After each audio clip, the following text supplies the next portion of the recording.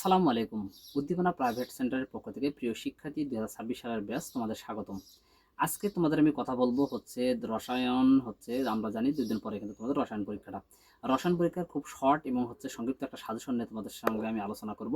আর যদিও সময়ের অভাবে আমি কিন্তু আগের সাজেশনগুলো দিতে পারিনি। আশা করি যে সাজেশনটা দিচ্ছি তোমাদের জন্য খুবই হেল্পফুল হবে। তাহলে পুরো ভিডিওটা দেখো, তাহলে বিষয়টা তোমাদের ক্লিয়ার হবে। তাহলে চলো আমরা ভিডিওটা শুরু করি। প্রথমে দেখে নেব তৃতীয় অধ্যায়। তৃতীয় অধ্যায়ে মোস্ট ইম্পর্টেন্ট হিসেবে প্রথমে থাকতেছে নির্দিষ্ট শক্তি স্তরে অবস্থিত ইলেকট্রনিক গতিবেগ ও কণিক ভরবেগ, পরমাণু মডেল, শক্তি স্তরে ইলেকট্রন বিন্যাস। মূল বই থেকে এই টপিকসগুলো খুব দ্রুত এবং ভালো করে পড়ে নাও। অতিরিক্ত হিসেবে আরও দূরে থাকতেছে পারমাণবিক সংখ্যা, ভর সংখ্যা, আপেক্ষিক ভর, আপেক্ষিক আণবিক ভর এবং আপেক্ষিক আণবিক ভরের হিসাব। বোর্ডের সৃজনশীল হিসাবে তোমরা অবশ্যই সাজেশন হিসেবে তোমরা দেখতে পারো, সেটা হচ্ছে দিনাজপুর বোর্ড 25 এবং চট্টগ্রাম বোর্ড 25, এছাড়া ঢাকা 23 দাখিল পরীক্ষার্থী 2022 ও 25 সালে বোর্ড। চতুর্থ হিসাবে অধ্যায় হিসেবে তোমরা প্রথমে দেখবে হচ্ছে মৌলের পর্যাপিত ধর্ম, ইলেকট্রন বিন্যাস থেকে পর্যায় সারণীতে মৌলের অবস্থান নির্ণয়। অতিরিক্ত হিসেবে আরও দেখতে পারো তোমরা হচ্ছে ইলেকট্রন বিন্যাসই পর্যায় সারণীর মূল ভিত্তি এবং পর্যায় সারণীর কিছু ব্যতিক্রম। এই টপিকসগুলো মূল বই থেকে চটজলদি দেখে নাও, তাহলে তোমাদের জন্য হেল্পফুল হবে। মূল বই থেকে সব দেখার পর বোর্ডের সৃজনশীল হিসেবে তোমরা অবশ্যই দেখবে, তা হচ্ছে প্রথমে আমরা দেখব ঢাকা, রাজশাহী ও যশোর 2025 সালের কোশ্চিনটা এবং দাখিল 2024 ও 25 সালের প্রশ্ন। পঞ্চম অধ্যায় হিসেবে তোমাদের হচ্ছে যেহেতু আংশিক, অষ্টক ও দুইয়ের নিয়মটা ভালো করে দেখতে হবে, আয়নিক বন্ধন ও সমযোজীয় বন্ধনটা দেখতে হবে, আয়নিক ও সমযোজীয় যৌগের বৈশিষ্ট্য ও তাদের ব্যাখ্যাটা তোমরা অবশ্যই দেখে নেবে। অতিরিক্ত হিসেবে আরও দেখতে পারো স্থূল সংকেত ও আণবিক সংকেত, যোজনী ও যোজ্যতা এবং রাসায়নিক বন্ধন। আগেরগুলো বেশি ইম্পর্টেন্ট, এই অতিরিক্তগুলো হচ্ছে একবার দুবার হলে দেখে নেবে।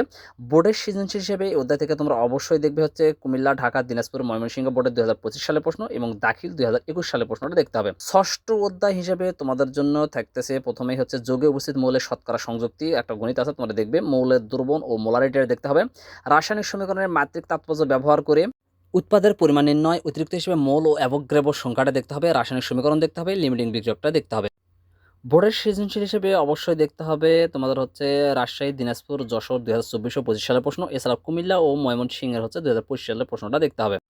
এবার দেখে নেব সপ্তম অধ্যায়। সপ্তম অধ্যায় হিসেবে প্রথমে থাকতেছে মোস্ট ইন্টারমিডিয়েট জারণ বিজারণ বিক্রিয়ার যুগোৎপাদ ঘটে, প্রকৃতিতে সংঘটিত ও গবেষণাগারে সংঘটিত রাসায়নিক বিক্রিয়ার হারের তুলনা এবং লা শাতেলিয়ের নীতি ও এর ব্যাখ্যাটা অবশ্যই দেখতে হবে মূল বই থেকে।